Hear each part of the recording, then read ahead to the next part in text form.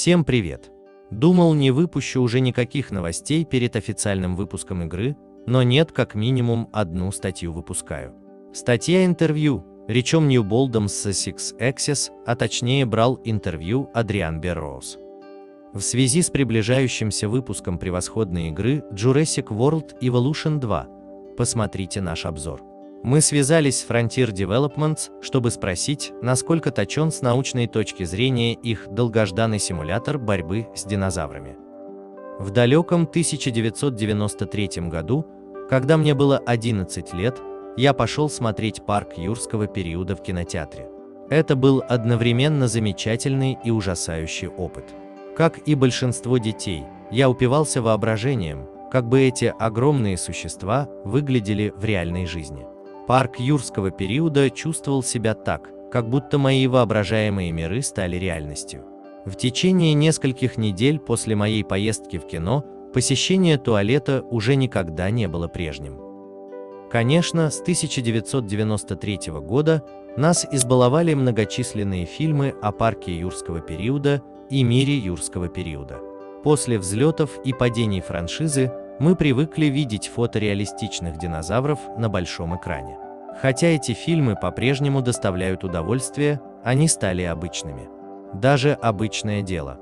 Jurassic World Evolution стала таким тревожным сигналом. Я больше не пассивно наблюдал за динозаврами, я напрямую взаимодействовал с ними. Строительство собственного парка, наблюдение за битвой тираннозавров и стегозавров. Отчаянная попытка сдержать разворачивающийся хаос, подпитываемый динозаврами. Игра стала настоящим открытием. Джве показал, что моя любовь к динозаврам никуда не делась, ей просто нужно возродиться.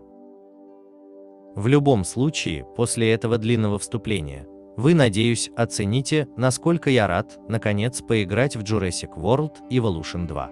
Кроме того, я не мог не задуматься о том, намеревались ли Frontier Developments включать в себя многочисленные новые палеонтологические открытия, которые были сделаны последние несколько лет в игре.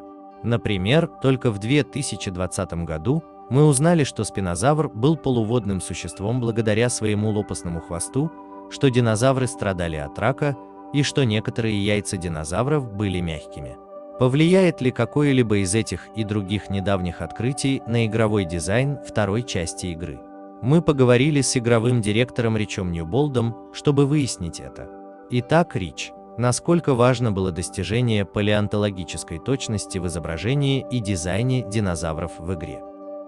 Динозавры и рептилии – звезды шоу, поэтому для нас жизненно важно, чтобы они выглядели и чувствовали себя живыми, дышащими существами. При разработке динозавра для игры мы проводим обширные исследования в области реальной науки о том, как динозавры выглядели, вели себя и существовали миллионы лет назад, гарантируя, что в конечном итоге наши изображения вдохновлены фильмами юрского периода. Это все очень хорошо, подумал я, но как проводилось это исследование? Это вопрос изучения соответствующих палеонтологических материалов, ответил Рич. Это включает в себя исследовательские работы, которые могут, например, включать описание недавно обнаруженных окаменелостей консервации кожи, которые могут обновить наше понимание возможного внешнего вида динозавра.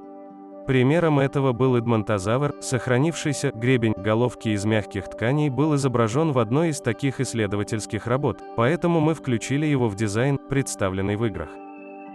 Это было очень интересно. Мне было очень приятно, что палеонтологические открытия повлияли на Рича и проектные решения команды, иначе это было бы действительно очень короткое интервью. Я решил испытать удачу и попытаться выяснить, получим ли мы пернатых динозавров. Но вместо того, чтобы прямо задавать вопрос, я решил спросить, попадут ли в игру какие-либо недавние открытия динозавров, сделанные в Китае, потому что я такой подлый. Неудивительно, что мы большие поклонники динозавров, поэтому такие открытия, как 2 титановых зауропода в Китае, всегда невероятно волнуют нашу команду. Мы всегда стараемся быть в курсе последних открытий и информации, но в конечном итоге наши динозавры уходят корнями во вселенную мира юрского периода.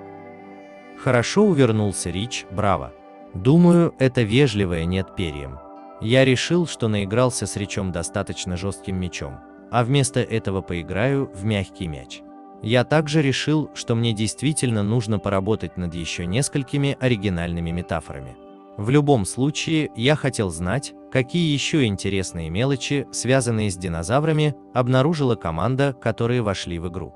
Мы узнали, что использование современных научных методов и ранее обнаруженных окаменелостей позволяет получить новые и увлекательные сведения об их прошлом. К ним относятся не только пигменты кожи и сухожилия, но и прекрасно сохранившаяся последняя трапеза нодозавра. Чем больше мы узнаем об этих доисторических чудесах, тем более детализированными могут стать наши игровые динозавры. Например, вторая часть игры предлагает значительно расширенный диапазон оттенков и рисунков кожи динозавров. Это подводит меня к следующему вопросу. Имея всю доступную информацию, как разработчики создают динозавров, у которых есть подлинное чувство движения, массы и масштаба. Мы обращаемся к как можно большему количеству источников для определения диапазона размеров, наилучшего предположения, основанного на палеоостанках. Эти источники включают Музей естественной истории и множество книг по этой теме. Мы начнем с того, что посмотрим, как двигаются динозавры в фильмах, чтобы лучше понять, насколько массивны эти существа. Затем мы смотрим на реальные примеры массивных животных, таких как слоны и носороги, чтобы почувствовать движение этих тяжелых существ. Затем мы объединяем все эти исследования и настраиваем наших динозавров и рептилий до тех пор, пока они не станут настолько аутентичными и настоящими, насколько это возможно. А как насчет звукового оформления? Как они взяли фантастические звуковые эффекты из фильмов о юрском периоде и расширили их для видеоигры, при этом гарантируя, что они звучат аутентично?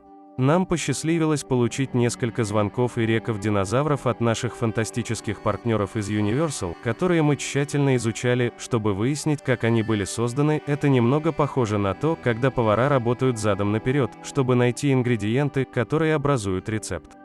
Они использовали рычащего крокодила, может быть пронзительный свиной визг. Затем мы добавили эти звуковые слои обратно в их звуки и добавили немного больше собственного вкуса. Все вокализации, которые мы создаем, должны быть приукрашены с помощью этого процесса, поскольку мы не хотим повторения и хотим, чтобы они звучали аутентично и правдоподобно. Давайте закончим чем-нибудь веселым.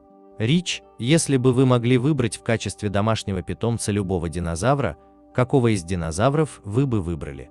Я бы выбрал трицератопс, чтобы я мог ездить на нем на работу и просто преодолевать множество пробок, вызванных жалким оправданием Ланкастера односторонней системы.